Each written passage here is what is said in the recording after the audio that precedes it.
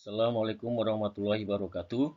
Hari ini saya akan menyampaikan materi mengenai kelistrikan kendaraan hybrid.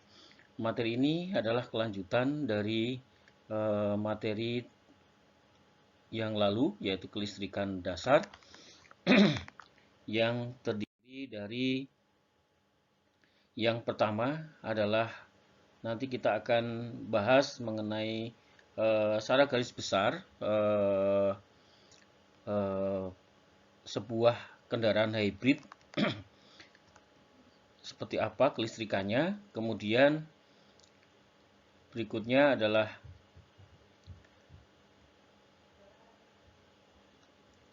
kita bahas mengenai konverter dan berikutnya kita akan bahas sedikit mengenai motor listrik dan mengenai baterai. Mahasiswa yang saya hormati, bahwa sebetulnya kendaraan hybrid kelistrikannya sangat mirip dengan kendaraan listrik secara umum seperti yang tampil di gambar, yaitu baterai bisa dicas plug-in pada kelistrikan rumah tangga biasa. Kemudian komponennya terdiri dari motor listrik, kemudian baterai, nanti ada modul elektronik di sini isinya kontrol dan konverter, dan juga kabel-kabel untuk high voltage. Oke lah, berikutnya adalah mengenai motor listrik di kendaraan hybrid. Kalau kita amati di sini bahwa sebetulnya mobil hybrid di sini ada dua penggerak antara engine konvensional dengan motor listrik yang digerakkan oleh baterai lewat sebuah kontrol konverter. Motor listrik yang digunakan adalah motor AC, tapi baterainya menggunakan sistem DC. Berikutnya, kecepatan dari motornya dikendalikan oleh frekuensi dari tegangan yang masuk ke motor. Kalau kita lihat grafiknya seperti ini, jadi ini frekuensi, ini speed, ya. Kemudian kita lihat hampir linear antara frekuensi dan speed. Dapat dijelaskan bahwa yang pertama, metode kontrol kecepatan motor AC menggunakan frekuensi supply AC. Kemudian kecepatan motor berhubungan langsung atau linear dengan frekuensi, dan yang berikutnya adalah kontrol frekuensi dapat dicapai dengan perangkat kontrol elektronik yang dikenal dengan konverter. Berikutnya, konverternya adalah seperti ini. Nanti ada seperti electronic power, ya, terdiri dari transistor dan triak, dan juga beberapa IC dengan performance khusus, ya, khusus untuk mobil listrik. Kemudian ada baterai, di mana tegangannya sekitar 200 volt secara keseluruhan, ya, totalnya, tergantung nanti merek dari mobil hybrid atau mobil listriknya. Kemudian di sini ada motor AC sekitar 500 volt, ya.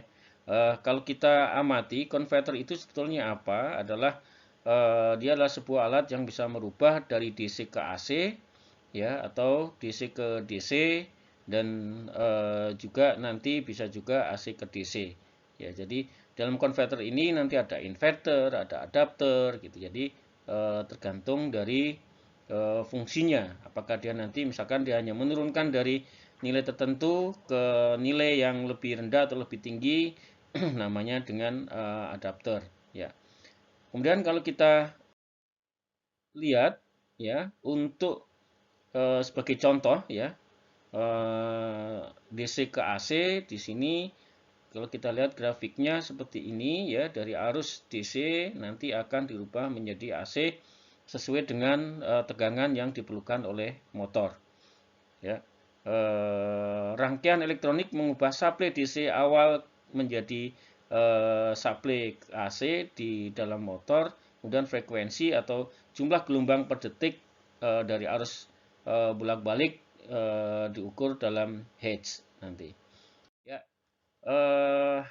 yang nggak kalah penting di komponen dari mobil hybrid atau kendaraan hybrid ini adalah baterai, di mana kalau kita lihat perkembangan dari baterai sekarang sudah banyak diciptakan baterai-baterai yang ringan dengan kapasitas daya yang lebih besar. Itu menjadi keuntungan untuk perkembangan dari kendaraan listrik maupun kendaraan hybrid. Ya, di sini yang menjadi ukuran energi spesifik atau daya spesifik adalah energi atau daya yang dapat diberikan oleh baterai bermasa 1 kg. Daya spesifik diukur dalam watt per kilogram dan energi spesifik diukur dalam watt jam per kilogram. Artinya apa? Kita harus mencari baterai yang ringan dan mempunyai kapasitas yang besar sehingga berat mobil tidak akan bertambah dengan signifikan pertambahan dari baterai yang kita gunakan. Yang berikutnya yang tidak kalah penting dengan baterai yang kita gunakan ya adalah persyaratan-persyaratannya termasuk packingnya. Kalau kita lihat di sini bahwa packing atau casing ya itu harus ketahan tinggi terhadap benturan, getaran dan kegagalan sel. Kenapa? Karena kita bekerja pada high voltage. Artinya apabila ada kerusakan atau short atau konsleting akan mengakibatkan fatal pada kendaraan.